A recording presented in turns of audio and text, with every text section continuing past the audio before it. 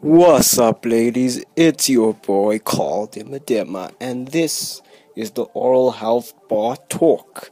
Notice I just said ladies because this week we'll be talking about the ladies. It's August and it's Women's Month, and we just want to give you a few tips on your oral health as ladies or the things you might notice, hence the oral manifestations in your mouth.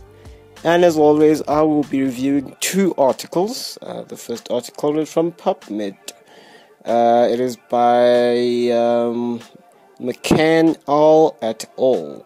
In 2001, and it's called Maintaining Women's Oral Health. So, basically the things that they find in this article is that they've written an abstract here. So I'm just going to read this whole long abstract here, and then I'll stop when I need to talk about something. So first of all, they have women must adopt healthy strategies for both general health and oral cavity, because the health of women's body and oral cavity are bidirectional. For general health maintenance strategies, dental practitioners should actively advise women to minimize alcohol use, abstain from or cease smoking, stay physically active, and choose the right foods to nourish both the body and mind.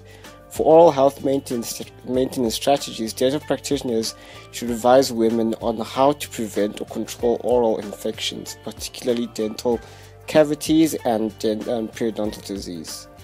So let me just stop there because I feel like they're being a bit broad with this article, but basically I think where they're going is that with women there are hormones. There's a hormone imbalance. So women are the reaction to any foreign object like plaque or anything inside women's gums is more powerful or is more exaggerated because of the hormone imbalance in a woman's body. Thus, when it comes to pregnancy and even in puberty, women are more susceptible to get any periodontal disease or any inflammation that might happen around the mouth area. And then, as for cavities, I think it would be the same in a woman, but there are certain diseases like osteoporosis as you get older that are more found in women than in men, that might contribute to a imbalance in the cavity formation in a woman than in a man, and that's the big problem. And obviously you have diseases like anemia and iron deficiency, which also can lead to certain lesions that form in your mouth, certain scars, ulcers that form in your mouth. So basically the main thing is that your hormones as a woman may lead you to be susceptible to gum disease. So your gum disease might be even more exaggerated. So you might have just a bit of plaque in some areas, but then afterwards you get this big swelling of the gums. So that's one of the things that women need to worry about. Not worry about, but need to be certain of or should know about, because it does affect your mouth. So the second article I got here from, as always, is from Colgate. So this article is called Women's Oral Health and Overall Health. And then it says, is there a link between my oral health and my overall health? So this is basically for women. This article basically focuses on women. So first of all, they talk about heart disease. So people with gum disease may be more at risk of heart disease and have nearly twice the risk of having a fatal heart attack. Heart disease is also the number one killer of women. So as you can see, heart disease and gum disease is very linked together, and it happens more in women than in men. And it's a big killer of women, and it's a big killer of women in America, as it says in the article. So also I'd like to add about the gum disease and the link with heart disease. With gum disease, there's inflammation and certain bacteria in your gums. the bacteria can lead to a bacteremia. So bacteremia is when certain bacteria leaks into the bloodstream. So from that bacteria in the bloodstream, it might infect your heart. So that's how the heart disease is really linked to your gum disease. So second of all, let's talk about a stroke. So one study found that casual relationship of oral infection as a risk factor for stroke. So again, we go back to the bacteria that is found, like the plaque that is found in gum disease, which may lead to a stroke, because a stroke obviously is when when an artery is blocked by a certain plaque or a certain growth.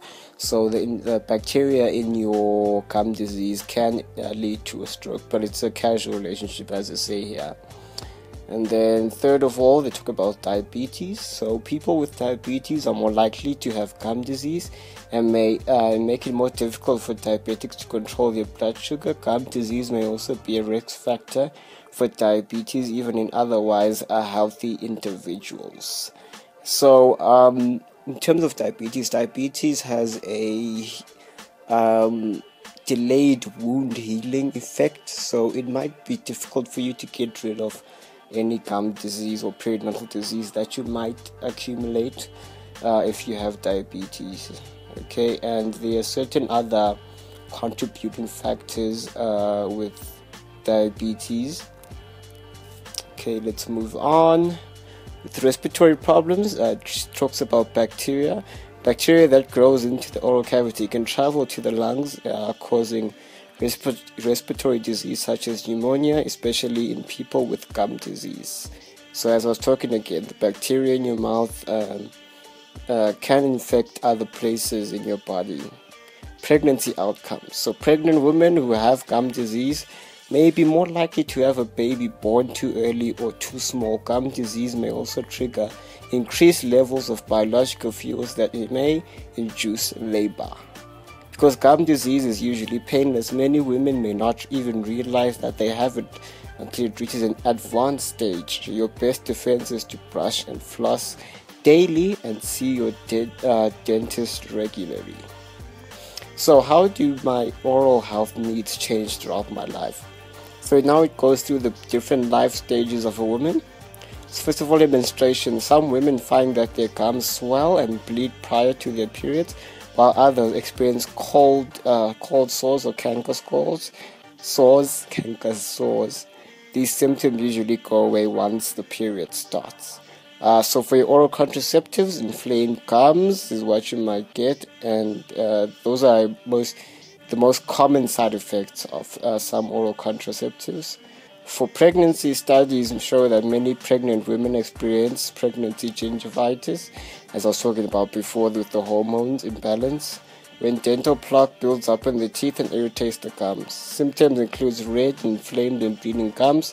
Prenatal care is especially important. For menopause, oral symptoms experienced during this stage of women's life include red or inflamed gums, oral pain and discomfort, burning sensations, altered tastes, sensations, and dry mouth. For osteoporosis, a number of studies have linked osteoporosis and bone loss in the jaw. So with osteoporosis, obviously there's levels of bone that are diminished and the strength of the bone is diminished. So that may also lead to less bone in the jaw area, which could be a leading factor into periodontal disease, which is your gum disease, which is a stronger version of the gum disease. So where was I? When combined with gum disease, osteoporosis speeds up the process of bone loss around the teeth. Okay. So, what are the main takeaways from this podcast today? My main takeaways for women is to just always make sure your mouth is clean. As always. I mean, it's not really different from men and women, but just know that as a woman, there's sometimes when your body might not cooperate with you. So it's very important for you to take care of your oral health, because your oral health and gum disease that might form if your oral health is not up to standard will really affect how your mouth is in the long run. So my advice for you ladies, just always keep your mouth clean as always, as you always do, with your beautiful nice smiles. And this Women Month, just keep smiling, girls. Keep smiling, women, not girls, women. Just keep smiling this month. And that's it from me, from the Oral Health Bar. Next time I will be speaking about puberty and its oral manifestations. So the teenagers are next. So yeah, that's it from me from the Oral Health Bar Talk. Just smile.